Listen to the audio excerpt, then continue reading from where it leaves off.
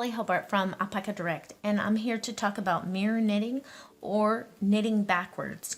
And what makes knitting backwards so wonderful is when you're doing entrelac, you keep having to turn your work on every row, and you don't want to have to do that. So here is how I avoid it, is by knitting backwards. So that my first stitch I would slip, and the next one is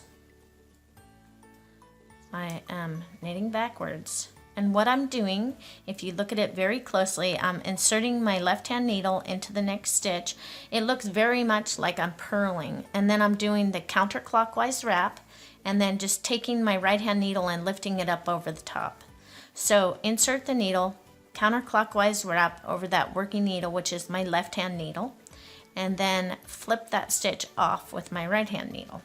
So insert the needle, counterclockwise, flip the stitch off, and then release it. Insert the needle, counterclockwise wrap, flip the stitch off, and release that old stitch. And that is how you knit backwards.